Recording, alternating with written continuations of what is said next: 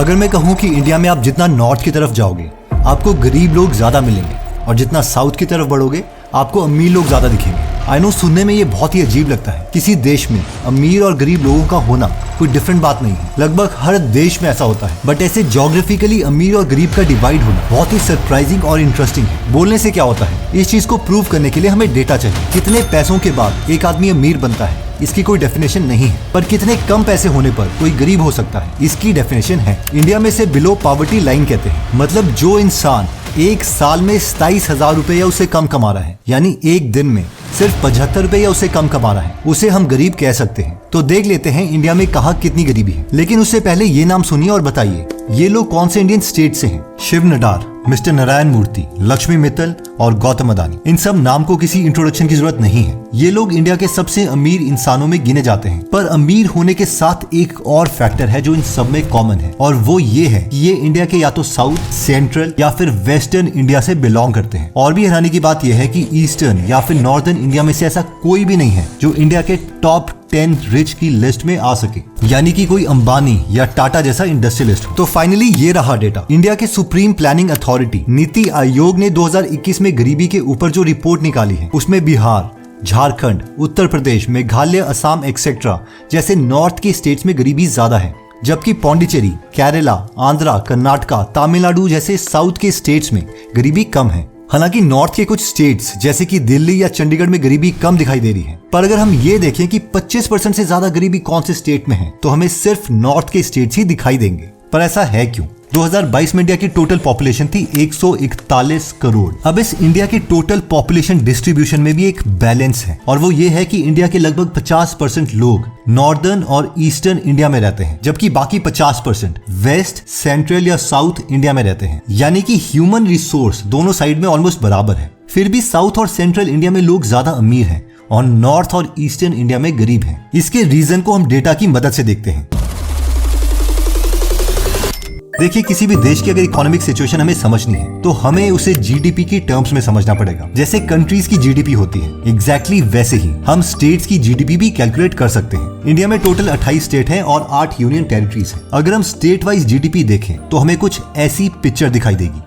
State की GDP से साफ नजर आ रहा है कि सदर्न, वेस्टर्न और सेंट्रल इंडिया के स्टेट्स की जीडीपी ज्यादा है। जितना हम नॉर्थ या ईस्ट की तरफ बढ़ते हैं जीडीपी कम होना स्टार्ट हो जाती है। पर जीडीपी को हम इतना इंपॉर्टेंस दे क्यों रहे हैं? क्योंकि जीडीपी यानी ग्रॉस डोमेस्टिक प्रोडक्ट का मतलब है कि एक साल में उस कंट्री या स्टेट ने कितने पैसे बनाए हर सामान या सर्विस को बेचकर। अब ये पैसे बन सकते हैं एग्रीकल्चर से, इंडस्ट्री से, एक्सपोर्ट से, एक्सेट्रा। अगर हम एक आम आदमी की नजर से इसे देखना चाहते हैं तो हमें देखना पड़ेगा कि हर इंडियन स्टेट्स की एग्रीकल्चर और इंडस्ट्री में क्या सिचुएशन है, क्योंकि इन्हीं दो सेक्टर के साथ एक आम आदमी सीधा जुड़ा होता है। तो आइए सबसे पहले एग्रीकल्चर के बारे में बात करते हैं। सरप्राइज, जीडीपी में नीचे रहने वाले ज्यादातर स्टेट्स की एग्रीकल्चर प्रोडक्शन ज्यादा है और ऊपर रहने वाले स्टेट्स की कम, जबकि इसका उल्टा होना चाहिए था। ऐसा क्यों है, इससे पहले हम देखते हैं कि ये स्टेट्स इंडस्ट्रीज में कहां पर है। अब इस इमेज में हम एक टोटल ऑपोजिट पिक्चर को देख रहे हैं। जीडीपी में ऊपर रहने वाले स्टेट्स में इंडस्ट्रीज ज्यादा है और नीचे रहने वाले स्टेट्स में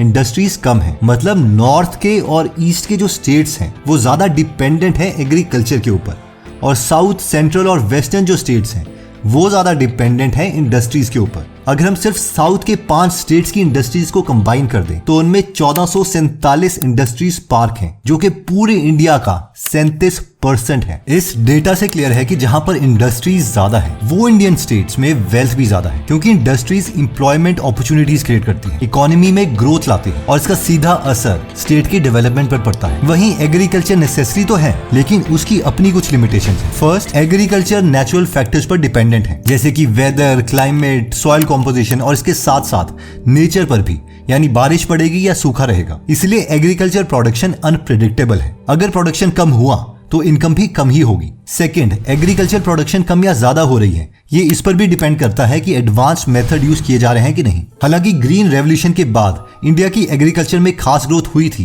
पर अगर इसे दुनिया के दूसरे देशों के साथ कंपेयर किया जाए तो अभी भी हम काफी पीछे हैं। दूसरे देश जैसे कि चाइना या यूएस, जहां पर एग्रीकल्चर को काफी ऑटोमेट कर दिया गया है, वहीं पर इंडिया का एग्रीकल्चर अभी भी ज्यादातर लेबर इंटेंसिव है और हमें लोगों की जरूरत पड़ती है। इसके साथ ही जो चाइना और यूएस में खेती बाड़ी की जमीनें हैं उन्हें कंप्लीटली इरिगेशन प्रोवाइड की गई है। पर इंडिया में अभी भी हमारे लोग बारिश का इंतजार ही करते हैं, खासकर हॉर्टिकल्चर प्रोडक्शन में भी, यानी कि फल सब्जियां वगैरह जहां से ज्यादा रेवेन्यू आता है, वहां भी हम यूएसए और चाइना से पीछे हैं।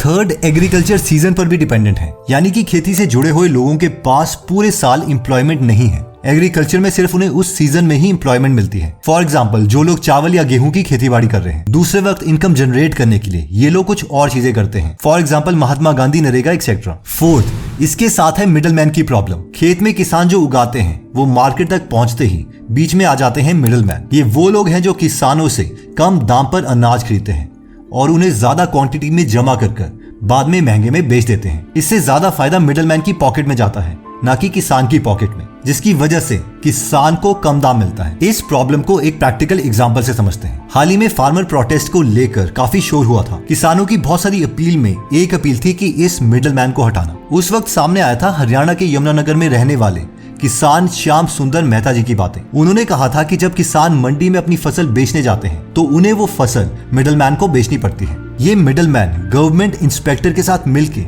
उनकी फसल को मिनिमम सपोर्ट प्राइस, यानी कि गवर्नमेंट की तय की गई दाम से भी बहुत कम प्राइस में खरीदता है। गवर्नमेंट इंस्पेक्टर गलत तरीके से फसल की क्वालिटी को खराब बताता है और इससे किसान अपनी फसल को कम दाम में बेचने के लिए तैयार हो जाता है। श्याम सुंदर मेहता जी ने कहा कि उनसे 35 रुपए किलो में खरीदा गया प्याज मिडलमैन फिर 100 रुपए किलो में आगे बेचता है। ये सिर्फ कुछ रीजंस हैं एग्रीकल्चर डिपेंडेंट स्टेट्स के पुअर होने के पीछे। इसके बाद हम ये भी देख सकते हैं कि एक स्टेट कितना अमीर है वो इस बात पर भी डिपेंड करता है कि उस स्टेट में रहने वाले लोगों का एजुकेशनल लेवल क्या है और वहाँ गवर्नमेंट की पॉलिसीज क्या है। रिसर्च बताती है कि अगर एवरेज स्कूलिंग ईयर, मतलब स्कूल में बिताया गया साल, अगर एक साल भी बढ़ता है तो 40 साल में जीडीपी 0.37% तक बढ़ सकती है। हायर एजुकेशन या फिर हाईली एजुकेटेड पॉपुलेशन को इकोनॉमिक ग्रोथ के लिए बहुत जरूरी माना जाता है, क्योंकि एजुकेटेड वर्कर मुश्किल काम जैसे कि साइंस, टेक्नोलॉजी एक्सेट्रा ज्यादा एफिशिएंटली कर सकता है और वो नई सोच और तरीकों की ज्यादा इज्जत भी करेगा। इवन कि अगर एक एजुकेटेड इंसान एग्रीकल्चर को भी करता है तो भी वो उसमें लेटेस्ट मेथड यूज करने की कोशिश करेगा। आइए डेटा देखते हैं कि एजुकेशन के मामले में इंडियन स्टेट्स कैसे परफॉर्म कर रहे हैं।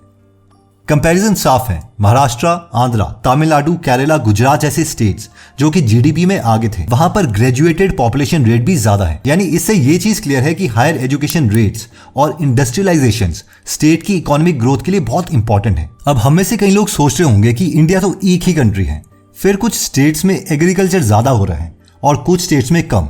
ऐसा क्यों है? इसके बारे में जानने के लिए हमें इंडिया की ज्योग्राफी को समझना पड़ेगा। इंडिया के नॉर्थ और नॉर्थ ईस्टर्न साइड में फैला हुआ है दुनिया का सबसे ऊंचे पहाड़ हिमालयन रेंज। हिमालयन रेंज एक दीवार की तरह एक्ट करते हैं। ये चाइना और तिब्बत की तरफ से आने वाली सूखी ठंड को रोकते हैं। इसीलिए उत्तर प्रदेश या वेस्ट बंगाल में उतनी ज्यादा ठंड नहीं पड़ती जितनी की लद्दाख या तिब्बत जैसी जगहों पर पड़ती है। वहीं दूसरी तरफ से ये वेस्ट और ईस्ट की तरफ से आने वाली गर्म हवा को चाइना और तिब्बत की तरफ जाने से रोकते हैं। इस वजह से ये गर्म गीली हवा नॉर्दर्न और ईस्टर्न स्टेट्स में बारिश करवाती है। इसके साथ हिमालय और ग्लेशियर से निकलने वाली नदियां ऑलमोस्ट पूरे साल भरी रहती हैं। पानी की कमी ना होने की वजह से ईस्टर्न और नॉर्दर्न स्टेट्स में जमीन ज्यादा फर्टाइल है और खेती बाड़ी ज्यादा होती है। वहीं अगर हम साउथ और सेंट्रल इंडियन स्टेट्स की बात करें तो वहां पर कम ऊंचाई वाले ईस्टर्न और वेस्टर्न घाट्स के हिल्स हैं। कम ऊंचाई की वजह से ये रेंजेस समुद्र की तरफ से आने वाली गीली हवा को ज्यादा रोक नहीं पाते और सिर्फ कोस्टल एरिया में ही हल्की बारिश करवा देते हैं। इसके साथ इन रेंजेस में ग्लेशियर्स भी नहीं है, तो सदर्न और सेंट्रल इंडिया की नदियों में पानी सिर्फ बारिश से ही आता है। यानी कि ईस्टर्न और नॉर्दर्न स्टेट्स जैसे भरपूर पानी और उपजाऊ जमीन के रिसोर्सेज इन स्टेट्स के पास है ही नहीं। और इन ज्योग्राफिकल रीजंस की वजह से हमें ईस्टर्न और नॉर्दर्न स्टेट्स में ही ज्यादा एग्रीकल्चर देखने को मिलता है। सदर्न और वेस्टर्न इंडिया के पास एग्रीकल्चर रिसोर्सेज पहले से ही कम है, इसलिए उन्होंने ट्रेड पर ज्यादा ध्यान दिया। इकोनॉमिस्ट्स कहते हैं कि अगर किसी रीजन के पास एग्रीकल्चर रिसोर्सेज ना हो तो उन्हें अपनी ट्रेडिंग पोटेंशियल को बहुत ज्यादा इंक्रीज करना ही पड़ेगा अगर उन्हें डेवलप होना है तो। जाने माने इकोनॉमिक जर्नलिस्ट जेन जैकोब एग्जाम्पल देते हैं कुछ एस्कीमोस का, जो कि बर्फीले आर्टिक सर्कल में रहते हैं जहां पर किसी भी तरह की खेतीबाड़ी नहीं है। रोजगार के लिए इन एस्कीमोस को खुद को स्कल्पचरिंग और पेंटिंग में ट्रेन करना ही पड़ा, क्योंकि इन आर्ट को दूसरे म्यूजियम्स, कलेक्टर्स और पब्लिशर्स को बेचा जाता है, यानी कि ट्रेड। यहाँ पर हम जापान का भी एग्जाम्पल ले सकते हैं। 2020 में एग्रीकल्चर से जापान को जीडीपी मिली सिर्फ 1.04%, जबकि इंडस्ट्री से मिली 29% और सर्विस सेक्टर से मिली 69%। एग्रीकल्चर में पीछे होने के बाद भी जापान दुनिया के सबसे वाले जीडीपी देशों में आता है, यानी दुनिया की 4th पोजीशन में। और रीजन है उनका टेक्नोलॉजिकल एडवांसमेंट, ट्रेड और बिजनेस। ट्रेड और बिजनेस के इस पार को साउथ और सेंट्रल इंडिया वाले शायद बहुत पहले समझ चुके थे। खासकर साउथ इंडिया के ट्रेड का एविडेंस हमें चोला पीरियड से, यानी कि आज के करीबन 2000 साल पहले से मिलता है।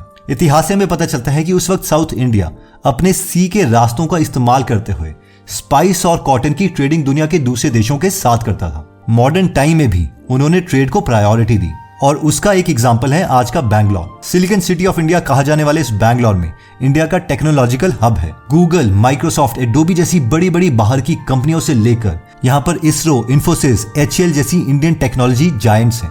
इसका रीजन है 1970 में Karnataka state electronics development corporation के चेयरमैन एंड MD RK बल्लीगा का विजन, जिसमें उन्होंने बैंगलोर को एक इलेक्ट्रॉनिक सिटी में कन्वर्ट करने का प्रपोजल दिया। आज की डेट में भी कर्नाटका गवर्नमेंट बहुत सारे फिस्कल और पॉलिसी इंसेंटिव्स ऑफर करता है बिजनेस की ग्रोथ के लिए।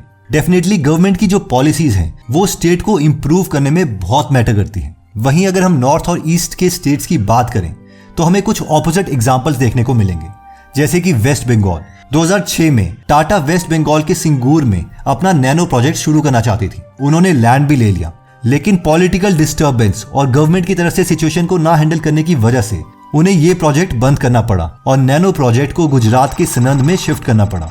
जी हाँ, गुजरात GDP में ऊपर रहने वाला एक स्टेट। पर इतना ही नहीं, एक्सपर्ट्स का यह भी मानना है कि वेस्ट बंगाल, जिसमें करीब 50,000 से 80,000 करोड़ का इन्वेस्टमेंट होने वाला था दूसरे कंपनियों के द्वारा, वहां पर पॉलिटिकल डिस्टर्बेंस की वजह से वो भी रोक दिया गया। आज की डेट में ये सच है कि उसके बाद वेस्ट बंगाल में कोई भी बड़ी इंडस्ट्री नहीं बनी है। बिजनेस एंड कमर्स के साथ साथ रिच स्टेट्स, खासकर सदर्न स्टेट्स ने पॉपुलेशन की डेवलपमेंट पर भी खास ध्यान दिया है। इंडिपेंडेंस यानी 1947 के टाइम पर तमिलनाडु, आंध्र प्रदेश, कर्नाटका एक्सेट्रा ऑलमोस्ट दूसरे स्टेट्स के बराबर ही थे। लेकिन इसके बाद इन स्टेट्स के गवर्नमेंट ने एक के बाद एक ऐसी पॉलिसीज लाई जिससे वो दूसरे स्टेट से आगे बढ़ते रहे। फॉर एग्जाम्पल 1957 में पहली बार तमिलनाडु ने मिड डे मील प्रोग्राम को शुरू किया, जिससे स्टेट्स में स्कूल एनरोलमेंट ज्यादा हो गई, यानी ज्यादा बच्चे स्कूल में पढ़ने आने लगे। इसके फायदे को देखते हुए इंडियन गवर्नमेंट ने इस प्रोग्राम को नेशनल पॉलिसी में अडॉप्ट कर लिया 1995 में, यानी 38 साल के बाद। सीधे सीधे बात करें तो साउथ की पॉपुलेशन इस पर्टिकुलर कैटेगरी में 38 साल आगे थी इंडिया के दूसरे स्टेट्स के कंपैरेटिवली। अब हम में से जो लोग सोच रहे हैं कि इन स्टेट की एज अ होल GDP से क्या लेना, वहां पर हर आदमी कितना कमा रहा है वो सबसे ज्यादा इंपॉर्टेंट है। And yes, you are right. इसलिए इसे देखिए। इस डायग्राम से साफ पता चलता है कि साउथ के स्टेट्स यानी कि कर्नाटका, आंध्रा, तमिलनाडु, तेलंगाना, केरला और वेस्ट के स्टेट्स यानी कि गुजरात, महाराष्ट्र में लोग ज्यादा इनकम कर रहे हैं। हालांकि नॉर्थ के कुछ स्टेट्स जैसे कि हरियाणा या फिर चंडीगढ़ भी इन कैटेगरीज में आते हैं। पर अगर पूरे देश की बात करें तो ज्यादा इनकम वाले लोगों का कॉन्सेंट्रेशन साउथ या फिर वेस्ट की तरफ है। तो ओवरऑल इस पूरी डिस्कशन से हमने समझा क्या? देखिए, किसी भी देश की इकोनॉमी के 4 पिलर्स होते हैं। पहला है एग्रीकल्चर, दूसरा है ट्रेड और कमर्स, तीसरा है ह्यूमन रिसोर्स और चौथी है अच्छी गवर्नमेंट पॉलिसीज, जिससे कि पीछे 3 कैटेगरी की डेवलपमेंट हो सके। साउथ, सेंट्रल और वेस्टर्न स्टेट्स ने अपनी बेहतरीन पॉलिसीज के चलते बिजनेस में खूब तरक्की करी और साथ ही में एग्रीकल्चर को भी जितना हो सके आगे बढ़ाया। फॉर एग्जाम्पल 2021 में आंध्र प्रदेश में $600 मिलियन का स्पाइस एक्सपोर्ट किया गया। वहीं पर ईस्ट और नॉर्थ एग्रीकल्चर में तो डेवलप हुए, पर ट्रेड और कमर्स में पीछे रह गए। ह्यूमन रिसोर्स के मामले में भी ये स्टेट्स काफी पीछे हैं। जैसे कि हमने शुरू में बताया था कि इन स्टेट्स में लोग उतने ज्यादा पढ़े लिखे नहीं हैं और यही एक कारण है कि इंडिया में रिच और पुअर ज्योग्राफिकली डिवाइडेड क्यों है। देखिए, अगर हम अपने को ट्रू एजुकेशन देना चाहते हैं तो वो सिर्फ स्कूल की बुक से नहीं मिलेगी। हमें उन लोगों से समझना पड़ेगा जिन्होंने खुद लाइफ में पूरी जिंदगी कुछ किया है, यानी कि उनकी बुक से। तो अगर आप हिंदी में 1200 से ज्यादा लोगों के लाइफ के एक्सपीरियंसेस को सीखना चाहते हैं तो आप गीगल एप्लीकेशन डाउनलोड कर सकते हैं। इसमें अभी ऑफर चल रहा है ₹1 पर डे के अकॉर्डिंग, यानी सिर्फ ₹365 पर डे। और अगर आज आप इसकी साल की सब्सक्रिप्शन लेते हैं तो इसके साथ हम आपको ₹18,847 वर्थ का डिजिटल मार्केटिंग कॉपीराइटिंग कोर्स भी गिफ्ट देंगे। इस ऐप का लिंक हमने डिस्क्रिप्शन और फर्स्ट कमेंट में दे दिया है। एनीवेज दोस्तों, अगर आप ऐसी नॉलेजेबल वीडियोस मिस नहीं करना चाहते तो सब्सक्राइब करने के बाद बेल का बटन दबाना मत भूलिएगा। आप कमेंट करके ये भी बता सकते हैं कि आप नेक्स्ट वीडियो किस टॉपिक पर चाहते हैं। जल्दी हम आपसे दोबारा मिलेंगे। जय हिंद।